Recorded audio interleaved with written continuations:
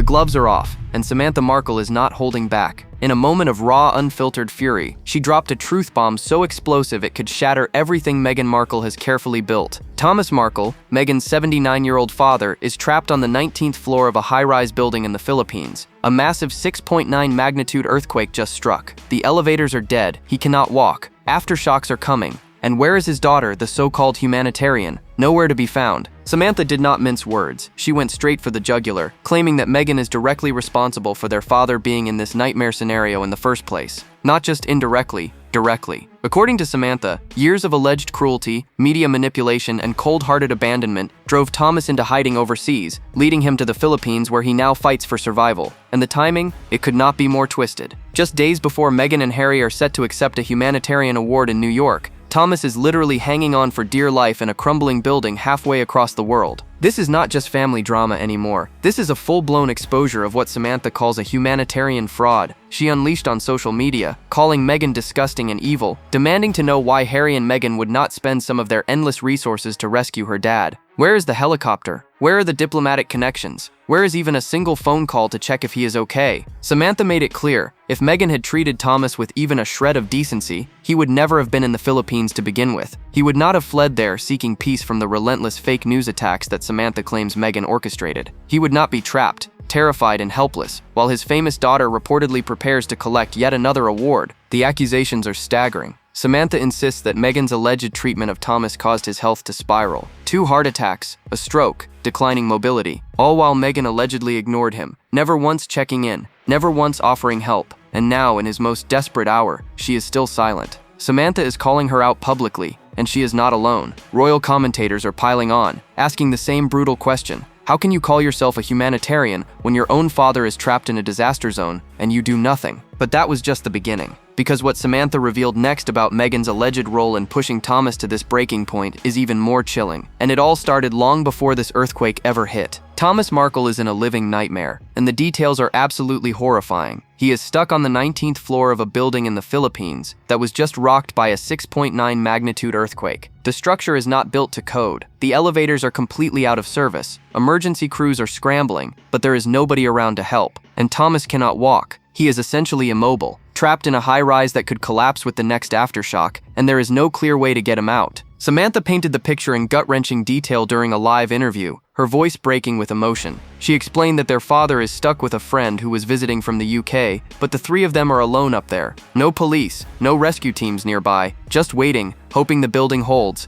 praying the aftershocks do not bring the whole thing down. Samantha even suggested desperate measures, putting Thomas on cushions and a shower curtain, dragging him down 19 flights of stairs. Easier said than done, and absolutely terrifying to even think about. But what choice do they have if the building starts crumbling? The buildings in that area are not like the ones in Los Angeles, built on rollers to withstand disasters. These structures were not equipped for an earthquake of this magnitude. Samantha made it clear, the fear is real, the danger is immediate, and her father is utterly vulnerable. He has already survived 2 heart attacks and a stroke. His health is fragile, his mobility is gone, and now he is trapped in a structurally questionable building in a disaster zone, with aftershocks still threatening to hit. But here is where Samantha's fury reached a boiling point. She did not just describe the horror of the situation, she pointed the finger directly at Meghan. According to Samantha, Thomas would not even be in the Philippines if it were not for Meghan's alleged treatment of him. He fled there to escape, to find peace, to hide from the relentless media attacks that Samantha claims were fueled by Meghan's PR machine. Thomas was not on vacation. He was not exploring. He was seeking refuge from the heartbreak, the stress, and the humiliation that allegedly drove him into reclusion in the first place. Samantha was clear. Meghan's actions, or lack thereof, forced their father into a situation where he felt he had to leave the country just to survive emotionally. And now, that decision has put him in mortal danger. The cruelty, the disregard, the alleged fake news stories, all of it, Samantha argued, led to this moment. Thomas is trapped because Meghan allegedly broke his heart, destroyed his reputation, and pushed him to the edge. And through it all, through 2 heart attacks, a stroke, and now a catastrophic earthquake, Meghan has not reached out, not once, not even to check if he is alive. But the story gets even darker when you dig into exactly what Samantha claims Meghan did to destroy their father in the first place. Samantha did not hold anything back when she laid out exactly how Meghan allegedly destroyed their father over the years. This was not a vague accusation. This was specific, personal, and absolutely scathing. According to Samantha, Meghan orchestrated a campaign of media attacks that painted Thomas as a villain, a liar, and a burden. Fake news articles, she claimed, insulted him repeatedly after he gave Meghan everything. His entire 40-year career as an Emmy-winning lighting director, all the blood, sweat, and tears he poured into giving his daughter the best life possible, allegedly meant nothing to her once she married into royalty. Samantha described how the relentless negative press made Thomas reclusive. He stopped going out. He avoided public spaces. The stress became unbearable, and his health started to collapse. The media scrutiny was not just uncomfortable, it was allegedly life-threatening. Thomas suffered his first heart attack, then a second one, then a stroke, all while in his 80s, all while his health declined rapidly. And through every single one of those medical emergencies, Samantha claims Meghan never checked in, never sent a message, never made sure he was getting proper care. Nothing. But it gets worse. Samantha argued that the constant attacks forced Thomas to feel like he had to disappear. He could not stay in the United States. He could not stay in Mexico where he had been living. The media would not leave him alone, and the alleged heartbreak from Meghan's disregard was crushing him. So he fled. He went to the Philippines, hoping to find some peace, some escape from the chaos that his daughter's fame and alleged cruelty had brought into his life. He was not running towards something. He was running away from the pain. And Samantha made it clear. Meghan knew what she was doing. The nasty PR, the lies, the public humiliation, all of it, according to Samantha, was deliberate. Meghan allegedly wanted to distance herself from Thomas, to erase him from her new royal narrative, and she did it by letting the media destroy him. Samantha called it a betrayal of the worst kind. Thomas gave Meghan everything. He was there for her through her teenage years, through university, through every major moment of her life before Harry came along, and this is how she allegedly repaid him. The emotional weight of Samantha's words was undeniable. She was not just angry, she was heartbroken. She kept repeating that their father would not be in the Philippines if it were not for Meghan's treatment of him. He would not have fled. He would not be trapped in a crumbling building right now. The earthquake did not put him there. Meghan did. That was Samantha's message,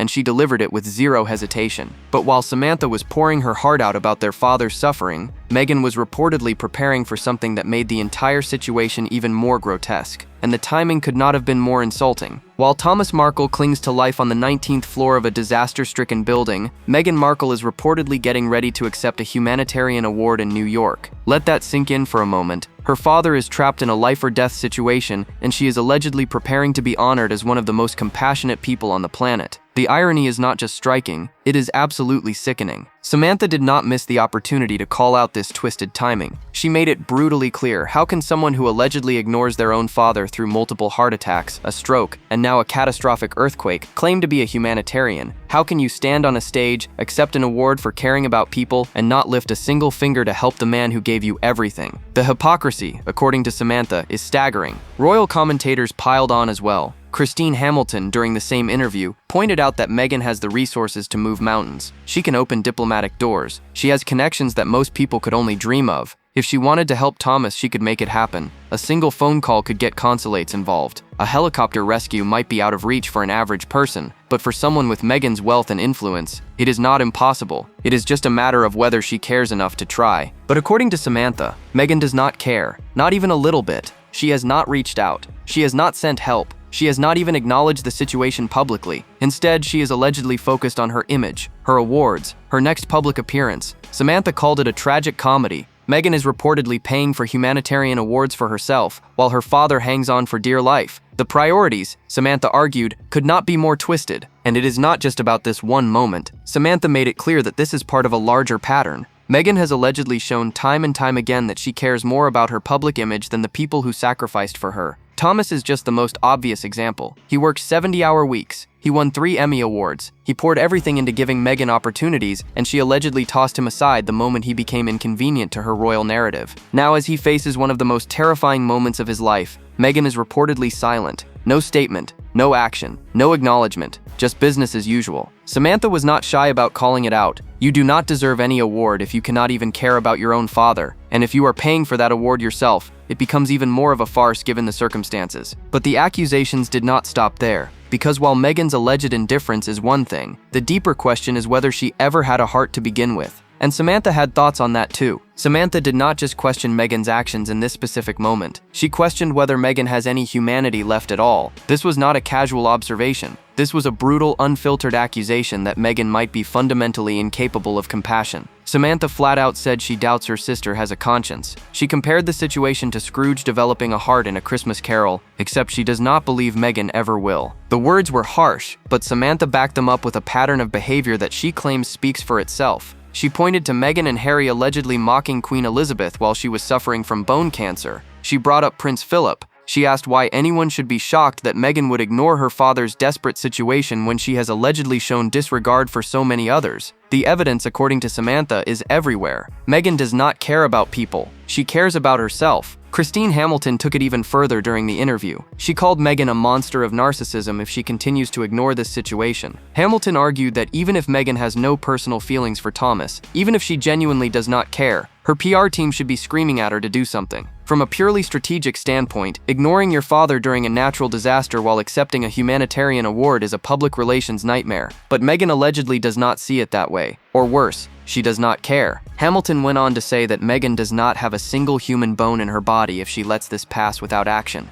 It is not about forgiveness. It is not about reconciliation. It is about basic human decency. Your father is trapped in a collapsing building. You have the resources to help. You do nothing. That, Hamilton argued, is not just cold, it is monstrous. Neil Hamilton chimed in as well, saying he does not understand what motivates Meghan. He knows what he thinks motivates her: money, status, career advancement, but he cannot comprehend how a normal human being could react the way she does to any situation. It is always about promoting herself, he claimed. Always about the next opportunity. Never about the people who got her there. Samantha echoed all of this. She said she has been fighting against Meghan's alleged callous indifference for years. But this moment is different. This is not just neglect. This is life or death. And if Meghan cannot find it in herself to act now, when her father is literally fighting for survival, then Samantha believes it proves once and for all that Meghan is exactly who she appears to be, someone who only cares about herself. But here is the part that makes this even more painful. Meghan and Thomas did not always have this toxic relationship. In fact, they were once incredibly close, and understanding how that bond was allegedly destroyed makes the current situation even more heartbreaking. Meghan and Thomas Markle were not always estranged. In fact, their relationship was once incredibly strong, loving, and publicly celebrated. Samantha made it clear during the interview. Thomas was everything to Meghan. He was there through her teenage years. He was there during university. He supported her dreams, paid for her education, and gave her every opportunity to succeed. And Meghan acknowledged this. She praised him on social media. She talked about how much he meant to her. The bond was real, and it was deep. But then Prince Harry entered the picture, and according to Samantha, everything changed. Suddenly, Thomas went from being Meghan's hero to being a problem. He became inconvenient. He did not fit the narrative that Meghan was allegedly trying to craft for her new royal life. And instead of protecting him, instead of standing by the man who gave her everything, Meghan allegedly turned her back on him completely. Samantha did not sugarcoat it. She said Thomas was erased. The moment Meghan married into royalty, her father became collateral damage. The media turned on him, and Samantha claims Meghan did nothing to stop it. In fact, she allegedly fueled it. Fake news stories painted Thomas as a villain, as someone who betrayed Meghan, as someone unworthy of being part of her new life. And Meghan, according to Samantha, let it happen. She stood by and watched her father get destroyed. This was not a gradual drift. This was an abrupt, calculated cut. Thomas went from being praised to being vilified almost overnight, and the impact on him was devastating. Samantha described how the shift broke his heart. He could not understand what he had done wrong. He had spent his entire life supporting Meghan, and now she was allegedly allowing the world to tear him apart. The emotional toll was crushing, and his health spiraled as a result. What makes this even more painful is that Thomas was not asking for much. He was not demanding money. He was not seeking fame. He just wanted to be part of his daughter's life. He wanted acknowledgement. He wanted respect.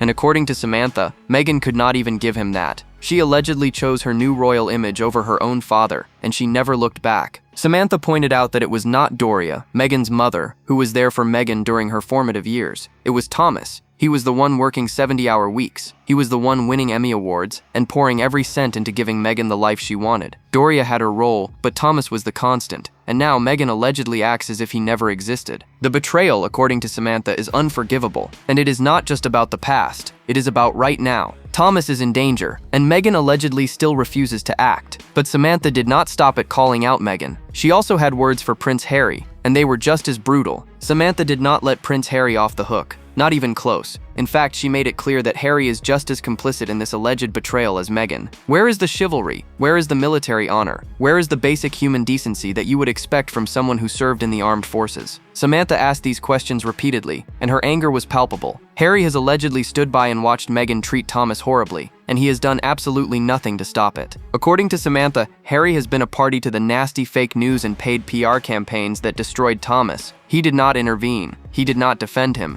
He allegedly let Meghan orchestrate the narrative that painted Thomas as the villain, and Harry went along with it. Samantha called it a complete lack of moral backbone. If Harry truly cared about doing the right thing, if he truly valued family and integrity, he would have stepped in. He would have insisted that Meghan treat her father with respect, but he did not. He allegedly enabled the entire situation. Samantha went even further, bringing up Harry and Meghan's alleged behavior toward Queen Elizabeth. She referenced reports that the couple mocked the Queen while she was suffering from bone cancer. The pain, the suffering, the indignity of that moment, and Harry and Meghan allegedly made a joke out of it. Samantha asked, why would anyone expect them to develop a moral conscience now? If they could allegedly disrespect the Queen during her final struggles, why would they care about Thomas? The comparison was brutal, but Samantha did not stop there. She brought up Prince Philip as well. The pattern, she argued, is clear. Harry and Meghan allegedly do not respect family. They do not honor the people who came before them. They do not care about anyone except themselves. And if they could treat the royal family with such alleged disdain, of course they would treat Thomas the same way. Samantha admitted she should not be shocked. She said she should have expected this. Harry has shown his true colors, and they are not the colors of a man who values loyalty, duty, or compassion. He is allegedly just as self-absorbed as Meghan, just as willing to throw people aside when they are no longer useful.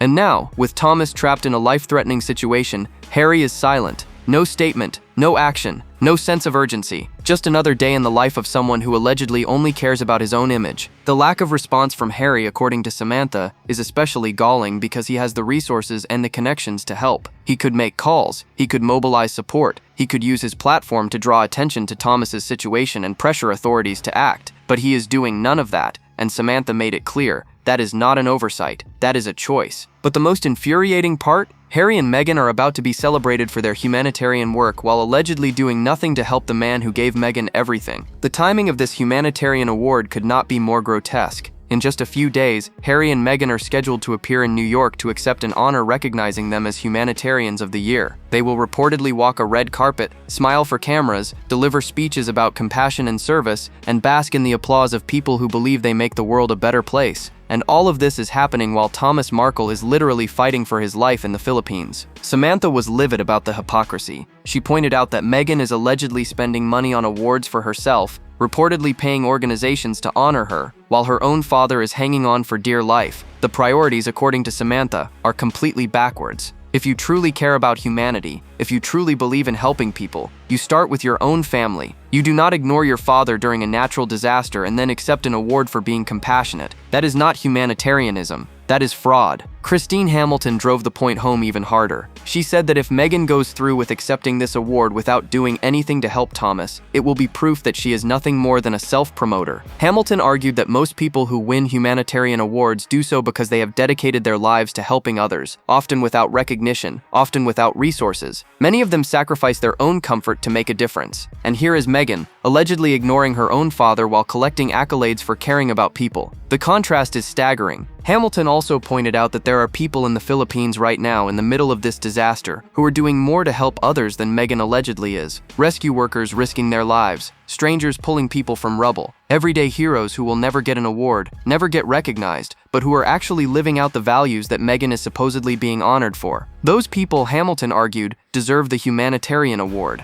not someone who allegedly cannot even pick up the phone to check on her own father. Neil Hamilton added that the whole situation is absurd. He said, "You simply could not make this up. The optics are disastrous. The moral failure is glaring, and yet Meghan and Harry are reportedly moving forward with the event as if nothing is wrong." Neil questioned whether Meghan's PR team is even aware of how terrible this looks, or if they just do not care anymore. Either way, the damage to her reputation, he argued, should be irreparable. Samantha summed it up perfectly. You do not get to call yourself a humanitarian when you have limitless resources, diplomatic access, and the ability to help someone in desperate need, and you choose to do nothing. That is not compassion. That is not service. That is selfishness dressed up in a fancy title. And if Meghan accepts this award without acting, Samantha believes it will be the final proof that everything Meghan claims to stand for is a lie. But the question everyone is asking now is simple. Will Meghan do anything at all? The question hanging over this entire disaster is whether Meghan will finally step up and do something, anything. Samantha made a direct, emotional plea during the interview,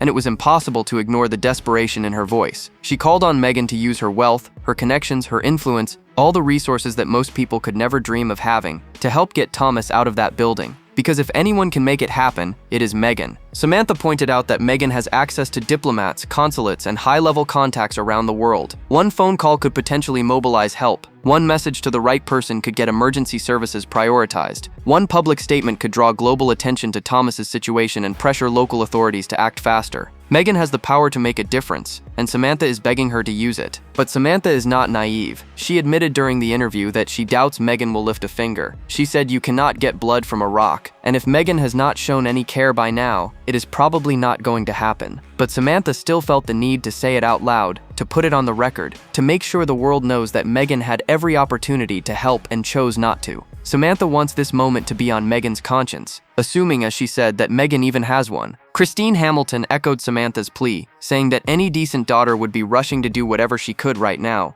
Hamilton argued that even if Meghan and Thomas are estranged, even if there is bad blood, this is not the time for grudges. This is life or death, and if Meghan cannot put aside her feelings long enough to ensure her father's safety, then she truly does not deserve to be called a humanitarian. Hamilton went so far as to say that Meghan could potentially save Thomas's life if she acted quickly. The question is whether she cares enough to try. Neil Hamilton added that even from a purely strategic standpoint, Meghan should be doing something. The public backlash from ignoring this situation will be brutal. The headlines will be devastating. Her reputation, already fragile in many circles, could take a hit that she never recovers from. But Neil admitted that Meghan has ignored public opinion before, and she will probably do it again. She seems, he argued, to only care about the narrative she controls, not the reality everyone else sees. Samantha made it clear that she is not expecting a miracle. She is not holding her breath waiting for Meghan to suddenly develop empathy, but she wanted to make the ask publicly, to put the pressure on, to make sure that if Thomas does not get help, everyone knows exactly who failed him. And if Meghan does act, even quietly, even confidentially, Samantha said she would accept it. Just do the right thing. Just help your father. That is all anyone is asking. But as the hours tick by and the aftershocks continue, the silence from Meghan is deafening. And that silence may be the loudest statement of all. The silence from Meghan is not just noticeable, it is damning. Hours have passed since news of the earthquake broke. Hours since Samantha posted her emotional plea on social media. Hours since the world became aware that Thomas Markle is trapped, vulnerable, and in genuine danger. And from Meghan,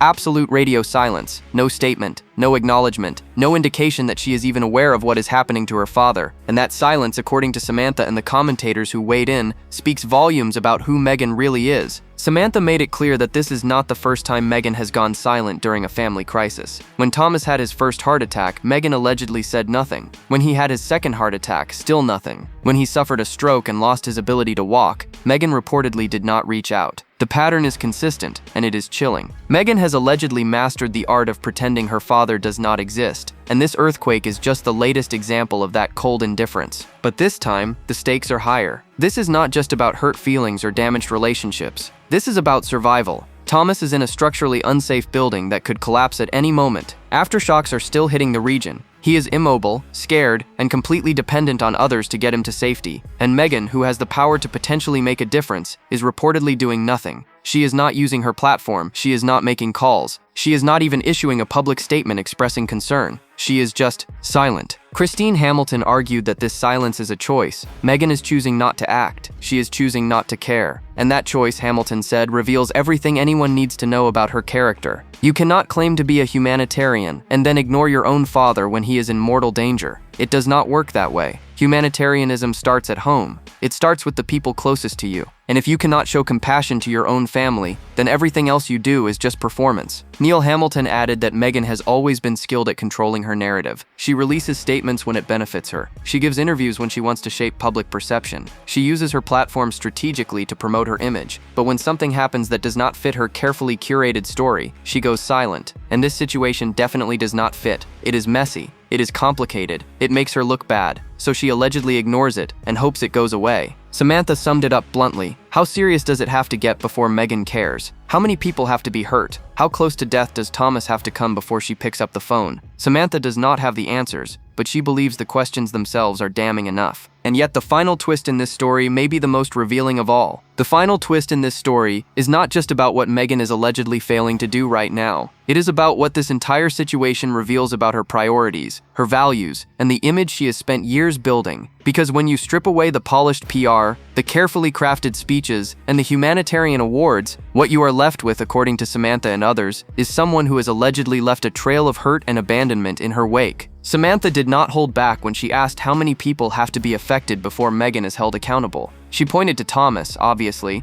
but she also referenced the royal family, the alleged mockery of Queen Elizabeth, the reported disrespect toward Prince Philip, the rumored tensions with Kate Middleton and Prince William. The list, according to Samantha, keeps growing, and yet Meghan continues to position herself as a victim, as someone who has been wronged, as someone who deserves sympathy and admiration. Christine Hamilton called it a pattern of narcissism. She argued that Meghan only cares about Meghan. Everything revolves around her image, her brand, her next opportunity. Other people are not individuals with feelings and needs. They are props in her story. And when those props no longer serve a purpose, they are discarded. Thomas is just the most obvious example. He gave her everything, and the moment he became inconvenient, he was allegedly erased. Neil Hamilton said that what makes this situation so disturbing is the sheer coldness of it all. Most people, even in estranged relationships, would feel some pull of obligation during a life-threatening crisis. Most people would at least make a phone call, send a message, check if their father is okay. But Meghan, according to all the evidence presented, has done none of that. And Neil argued that this is not just a failure of empathy, it is a complete absence of it. Samantha went even further. She said that being in such close proximity to people with limitless resources, people who could make a real difference with a single phone call, and watching them do nothing is torture. She sees what could be done, she knows what should be done, and she watches as Meghan allegedly chooses her own image over her father's life. Samantha called it sickening, and it is hard to argue with that characterization. The humanitarian award that Meghan is set to receive now feels like the ultimate insult. It is not just ironic, it is obscene. How can you accept an award for caring about humanity when you allegedly do not care about your own father? How can you stand on a stage and talk about making the world a better place when you have reportedly left destruction in your personal life? Samantha believes this moment should disqualify Meghan from ever calling herself a humanitarian again, and the world is watching. The question is no longer whether Meghan will act. The question is whether anyone will still believe her carefully constructed image after this.